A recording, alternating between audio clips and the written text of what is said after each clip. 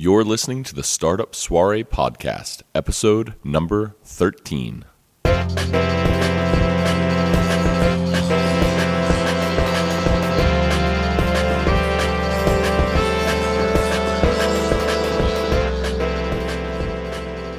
Ladies and gentlemen, welcome to another episode of the Startup Soirée podcast. This is your host, Patrick Reif. Today I have one of the more fun and participatory businesses that Baltimore has had on the landscape in at least as long as I can remember. A company called NewsUp, where they take the news and they make it fun and kind of a game. I have Coleman Anderson and Andrew Schuster here, the co-founders of NewsUp. Without further ado, Coleman, Andrew, welcome to the Startup Soirée podcast. Thank you for having us. We appreciate it. We do indeed. Thanks, Patrick. So, hey guys, if you don't mind, one of you take the circle and give us a little bit of your snapshot about what NewsUp is, and then if you don't mind, a little bit of background about each of you would be great. Yeah, I'm normally the guy to do this, but I would love Coleman to take the torch on this one, if you're cool with it, Cole. Oh, geez. Yeah, no, that sounds great. Thanks for stepping out of the spotlight for once, Andrew. No, well, yes, it's bright. It's bright up here. It's all good. Patrick, I think you really did sum it up. We're trying to make news fun. We're trying to make it more engaging, and essentially, what we've done in our first product is created a trivia game about current events topics. So you can dive into your favorite topics, and it ranges anywhere from Obamacare to the Oscars. And you can kind of test your knowledge on stuff that you already know, and also keep up and or catch up or learn more about some topics that you might not know that much about, and do it all in a fun, engaging, kind of interactive experience. So that's essentially what the product does and what we're trying to do. As far as our individual backgrounds, I've been in the marketing world for probably about, oh God, I'm going to date myself, 7 years. I started, or 8 years, I'll say, 8 years. I started in the actual live event marketing space when I first graduated from college with a company called ARAMARK Sports and Entertainment. They're the guys that do, all the concessions and catering at your major ballparks, stadiums, amphitheaters, et cetera, et cetera. And I was the catering, marketing, and events manager down at the Verizon Center in DC for a couple years. I was working, 80-hour weeks, ripping my hair out of my head. Now I don't have any. And I decided, if I'm going to work this much, it might as well be for myself. So I quit. I left that corporate world and ended up coming back up to Baltimore, which is where I went to college. Andrew and I hooked up. I started working with him at a ChangeUp Magazine, and we've kind of been attached at the hip ever since in some capacity. And so the rest is really history. Here we are. All right. And how about you, Andrew? Yes, I've been in this news game for about a decade. I went to school at West Virginia University and studied journalism, specifically advertising down there. And my senior year, my brother and I decided to kind of start a blog and see what happened. And that was what became ChangeUp Magazine, and started off as a budget, lifestyle, and culture magazine for kind of Baltimore, and really just trying to find the best places to go and things to do on a tight budget. And this was right at the height of the Great Recession. So our kind of give back to our friends was, hey, let's try to find fun ways to live the good life on a budget. So we did that for some time, and really quickly it went from Baltimore to DC to Philly, New York, and we grew a pretty large user base and had something on our hands. The problem was that was our first startup, our first venture, and we had absolutely no idea what we were doing. We literally were just trying to make a cool blog. So from that point, Coleman and I started working together at that point, and we decided to kind of put the brakes on and said, hey, look, we got a great brand here. We have an idea of what we want to do in the news industry, but let's find a more sustainable, more scalable way to do it. So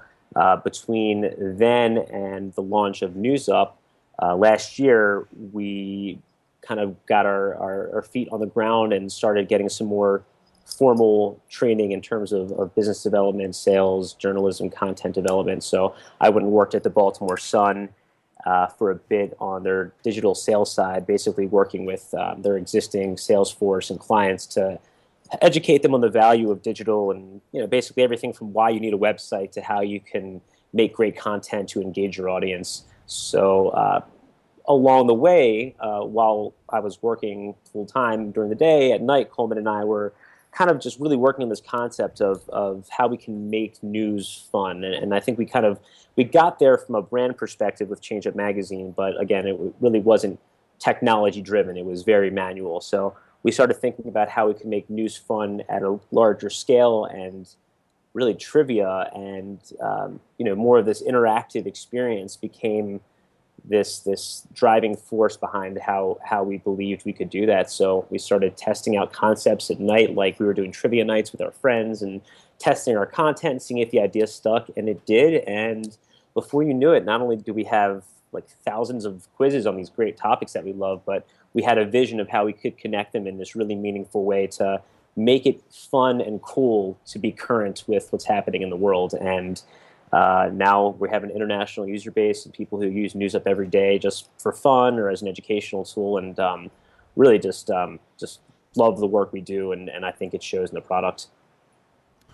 That's awesome. So if you don't mind, I'm just going to kind of dive down real quick because I feel like at the root of this whole thing is the news, and Andrew, you kind of identified having been in the news game for 10 years. So I'm just curious where that interest in the news is based. Well, for me personally, and I don't know if Coleman and I have similar backgrounds, but I'm from Baltimore. He grew up kind of all over the country, but ended up most of the time in Jersey. So we're kind of geographically in the same place, and I guess socioeconomically from kind of the same backgrounds. And for me, news was just always on in my house. Like, we got the paper every day, we had the TV on during dinner. Political happenings and current events were just critically important in my life for a variety of reasons. So it was always something that I was passionate about. And I think as I went through school, thinking that having debates and talking about these really crazy, very involved issues like geopolitics was normal, I realized that my friends did not really care as much. So I started thinking from a young age, like, hey, how do I get my friends to get involved with this stuff? Because I know it's important. My family knows it's important. There are people that care about this, but I've watched the general population and the general consumer get less and less interested in knowing why things happen and really kind of the root of what they see in the headlines. So it's just kind of been a mission of mine personally, and that was really more of the reason that I think I got into journalism is I believed in how important it is to have an informed population, because I had the benefit of growing up in a household where it was encouraged. So I wanted to share that with people without making them feel like they were stupid, which I find that most publications and journalism outfits do. And the reality is people just don't want to read long form anymore. We have these mobile devices and we're attached to them, and we like playing games, we like entertainment, and everybody's really busy and locked in their own worlds, and like that's fine. But through working with Coleman and all of our other partners and people that we've collaborated with, we found that like if you can't beat them, join them. And I think that's really what we're trying to do: make an experience that is so fun that you don't realize you're learning. You don't realize that you're really kind of tackling some really difficult issues. And that's kind of the whole premise of our company: is how can we utilize games as a format to make consuming information more enjoyable, so that ultimately it's a fun activity. And at this point, how old is NewsUp? Cole, you want to take that one? Yeah, shoot. I mean, I'd say like the idea is probably in going on 4 or so years, but but the actual culmination of that idea is pretty young. We finally were able to launch after, like Andrew said earlier, he alluded to, testing the content and trivia nights, and we had a couple like early minimally viable products that we were kind of toying around with, and we were able to go to a couple events across the country and show them off and get feedback. But as far as the current product and like the true kind of culmination of it, we launched our beta of it in August of last year. So it's early stage. We're we're still at the very beginnings of what we hope to accomplish. But it's like Andrew said before, it's going really well. We've got an international audience that's growing on the regular, and we're definitely excited. I do want to kind of allude a little bit and take a step back to where the question that Andrew just addressed, as far as like the news and like where your passion or where your interest in it came from. For me, I will agree. Like I definitely had the news on as a kid. My mom always watched NBC Nightly News with Tom Brokaw. I remember every night just seeing that. And I was relatively interested. I went off to college and, did what every college kid does and just kind of, partied a little bit, learned some stuff. I actually ended up studying history and philosophy, and so like my understanding and my experience from the educational standpoint really has a big effect on how I view the news. And this is really what connected Andrew and I in this concept was when I came back to Baltimore. I was kind of trying to figure out what I wanted to do. I had that marketing experience I'd gained, but I actually ended up starting a master's degree in education. I was thinking I was going to be a history teacher, and so I was studying, and then we got onto this concept, and we were building it down, and it hit me. It's like, this is teaching in a lot of ways, and I think history and context is so valuable into understanding the current events of the world. And so like that's the approach I take. I almost look at it as a fun, interactive way to kind of break down these day-to-day barriers and just look at the facts and kind of display them in a fun way, and then hopefully people are able to like learn from those facts and understand why things are the way they are. I see history and as a result, NewsUp as a way to do that. So yeah, that's kind of my news spiel, if you will. And Patrick, to this day, he still blames me for not finishing his master's degree. So one day, I hope Coleman will pursue that again. Yeah, we'll see. Andrew, when you guys sell your company for millions of dollars, you should fucking just offer to buy him a master's degree. No, he's getting Coleman, the honorary PhD. I got your English degree. Wherever you want to go, I'll pick up the tab. You go back to school and study English. I'm gonna go start business too. That sounds like a great gift. That does sound like a deal. That's on the record too. I bet you he'll choose to be your CMO again. That's possible, but I think the clout of being Professor NewsUp might be enough for a whole lifetime. I guess. It'll be this is the place where I need you guys to climb up on the roof of the ETC and film Coleman doing the is it like the Mentos in the soda bottle, like YouTube trick, and we'll we'll embed that in the blog post for everyone's memification. Yeah, perfect. We'll send that to you later on.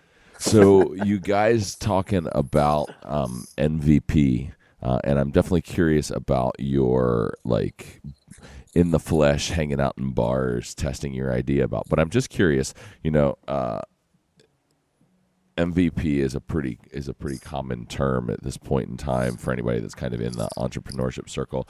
I'm just curious if that was a term that you guys were grappling with when you were actually building your MVP, or if it's just something that you've been able to recognize as something that you were doing unknowingly after the fact.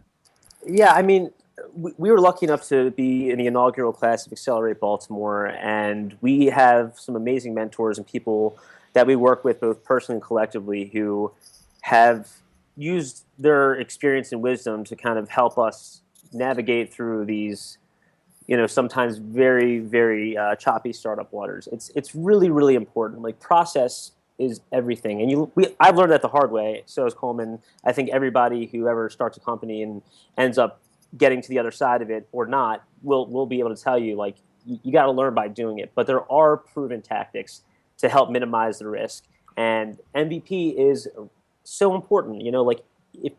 Why invest everything into your idea without validating that it works at a basic level? Like, it's pretty straightforward. It seems like common science, but to a founder or somebody who comes up with something and has a vision,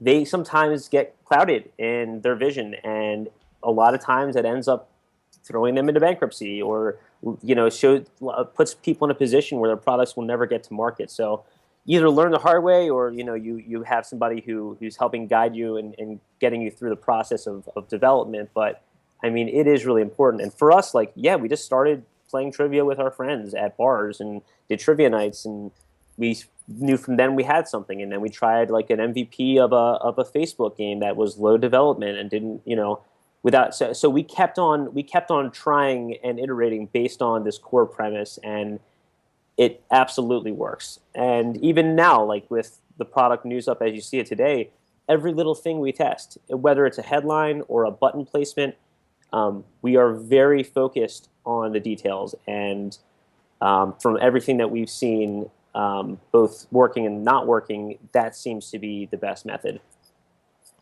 Awesome. So in terms of how you guys administered your MVP testing process, you're alluding to being at bars and playing games, and was this all taking place in Baltimore for the most part? Yeah. So actually, while Andrew was working at the Baltimore Sun, I was bartending at at a bar in Roland Park area called Alonzo's. And that was pretty much our home base kind of testing ground for the trivia. Great happy hour. Yeah, good happy hour, excellent craft beers on draft, and fun trivia. So, I mean, that was pretty much it. I don't know. Other than that, we did a couple of events for some like third parties where we would come in and kind of run the trivia, and we actually still kind of enjoy dabbling with that every now and then. We're going to be doing something similar to that for the Enoch Pratt Free Library in the next few weeks. Just kind of a trivia night that we're gonna come down and take over for them. So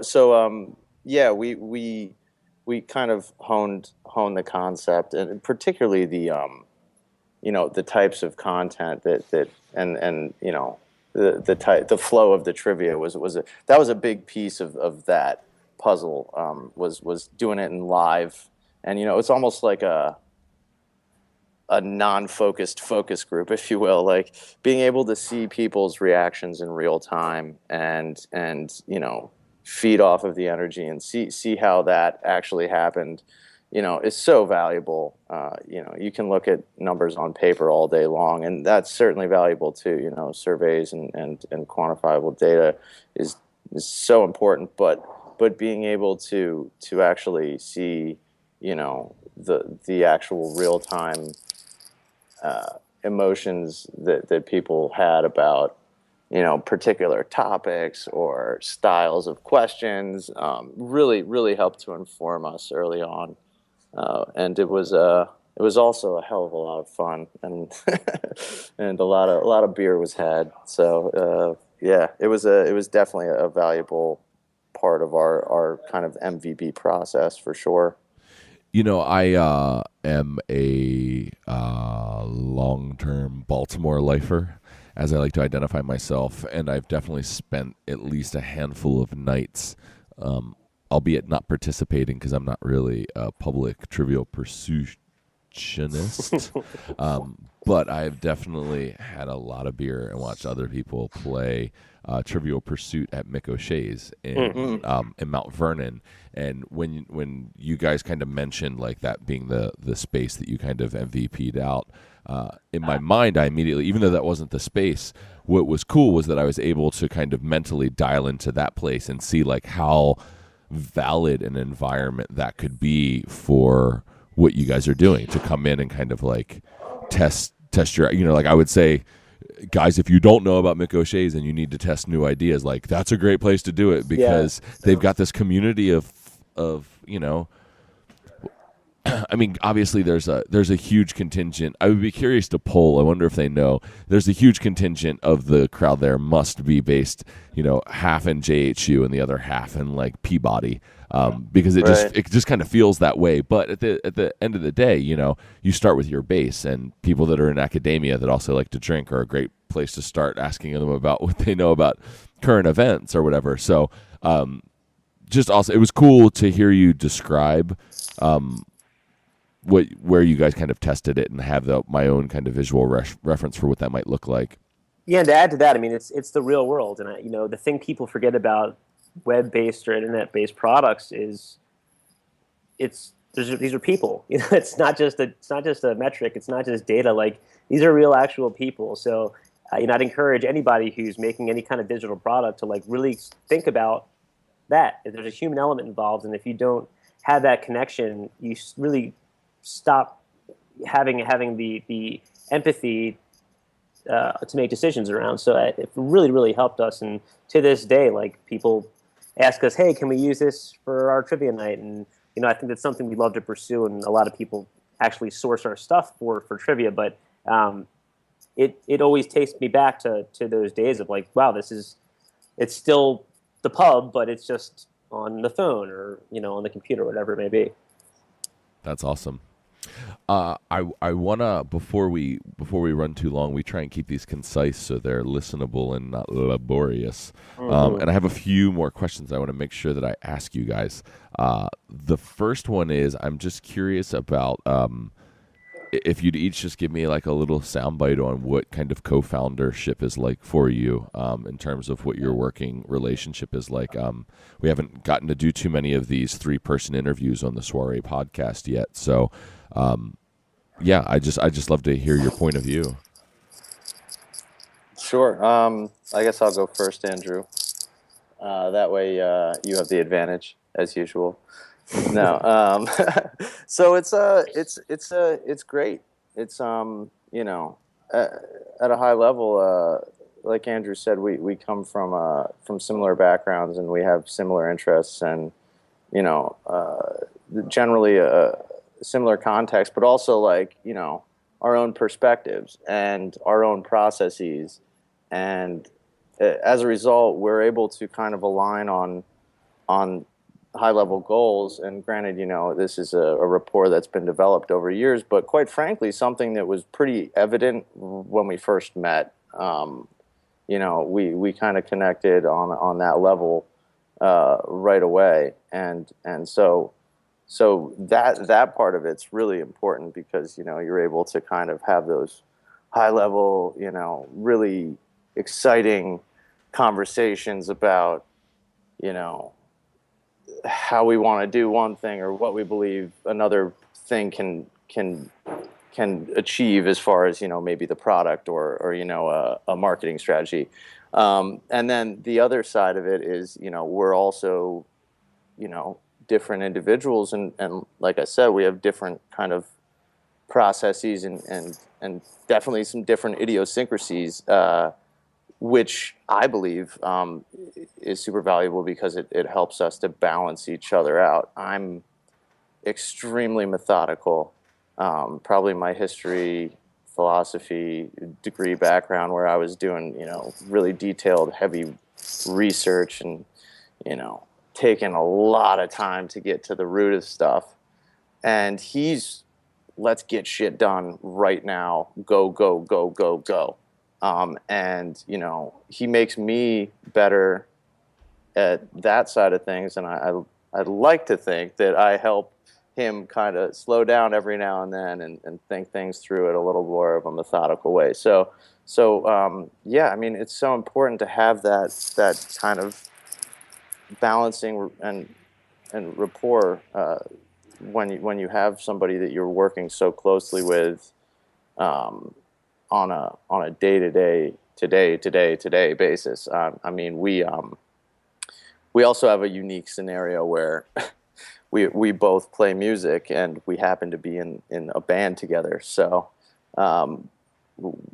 we're co-founders of the band too, if you will. So you know, either we really like each other or we really hate each other, but either way we're doing it together, and it's yeah, it's awesome, to be honest. Right on. Great answer. How about you, Andrew? Yeah, let me start by saying I disagree with everything Coleman said, and I always will. No, so it's interesting for me. So my brother is our third co-founder, my brother Jason, and Coleman and I really connected on what is now NewsUp, I think much more than my brother and I connected on the core idea of the business as a whole, of building a media business. So my brother was really thinking more about acting and writing, and he decided really before NewsUp became a formal idea that he wanted to go and move out west, and he did. So like Coleman's my brother, and you know, everything he mentioned is exactly why. You know, like we're on the same page. We want the same things. We have different ways of doing them. We fight with each other. We help each other, but it's for this common goal of making an impact through our work, and also building a successful company so that we can reinvest in fulfilling that mission, whether it be personally or through the corporate identity that we have here. So yeah, it's an amazing thing, and if people are lucky enough to have a friend or a buddy or somebody that they know just through work that they want to build something with, it makes it a lot easier. You know, I can't imagine doing this stuff on my own. There's constant inner struggles that you have as an entrepreneur, and it gets really hard. And there's a lot of no, and there's a lot of people telling you can't do what you want to do. But having a partner like Coleman gives you the strength to persevere. And you know, I'm lucky to work with him. You know, I think for what we disagree on in terms of process and methodology, like we meet in the middle, and that's ultimately what is driving our company culture. And we have a guy we work with, Brandon Chiat, our editorial director, who also shares our mission and everybody's here for the mission of the company of making news fun and standing behind that, but we all have slightly different ways of getting there. So it's been really amazing to go beyond the co-founder element and just align on fulfilling this mission. And I think having a strong foundation of what we want to do from the co-founder level is translating really, really well to daily operations. So we're really excited to continue growing the company and getting more voices and more perspectives in on this vision that we share. Wonderful. What a great synopsis. Thank you. So guys, I have 17 more questions written down here, but you have fully exhausted the amount of time that I have. No, I'm joking. We should do this again soon. I really appreciate you spending time with us, helping us track down some great info for the Startup Soirée community and for the greater Baltimore business community that's kind of growing and innovating itself every day. And you guys are a huge part of that. So very cool to have you on. And I'm going to save these questions for next time when we have you back so I can get back down to it. Before we go, though, please let us know the place to reach out to you and what people should kind of just be out on the lookout for before we wrap it up. Sure. So you can visit us online, obviously, at newsup.com. Keep a lookout. We have some really exciting stuff in the pipeline. We'll have some mobile apps coming out. You can play NewsUp on any device right now, but we're really excited to get the game out in the app stores. So keep a lookout for that. If you have any questions or insight or feedback for us personally, please feel free to reach out to me personally or Coleman. You can reach me at andrew@newsup.me. That's .me.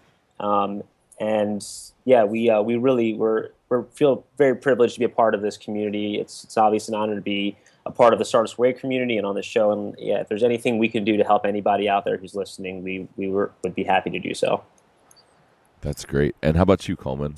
Yeah, I mean, I think he pretty much just summed it up there. I'll just throw my my personal info out there. Pretty similar. Coleman at newsup.me if you want to shoot me an email, and you can follow me on Twitter. It's at newsup_Cole, COLE. I tweet about music, sports, and everything, current events, startup life, entrepreneurship, and stuff like that.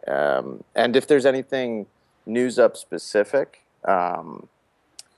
that you don't want to send to me or Andrew directly, we have our standard info@newsup.me email. So we're always looking for feedback and ideas, and if anybody's interested in contributing content, or they think they have a really cool design and ours sucks, we'd love to talk more about it. And yeah, I will say, like Andrew said before, anything we can do for anybody out there, we're so stoked about this Baltimore startup scene.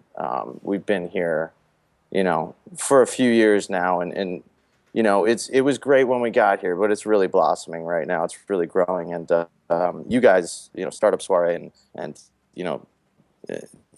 Pixelated and Intrinsic, you guys are killing it, and we're looking forward to seeing more from the scene as a whole, and from the Startup Soirée folks. So yeah, man, thanks for having us. We appreciate it. Absolutely, sir. Absolutely. Well, on behalf of the Startup Soirée community, I want to thank you, Andrew and Coleman, for taking a little time out of your Tuesday afternoon to record this interview with us. We really appreciate it. It was a lot of fun. Thank you so much. Yeah, absolutely. We appreciate you asking us on. So, all right, guys. Well, I'll see hopefully both of you at this month's soiree. Yes, will. sir. All right, take it easy. Look forward to it. All right, All right, bye-bye. Patrick, take care. Bye.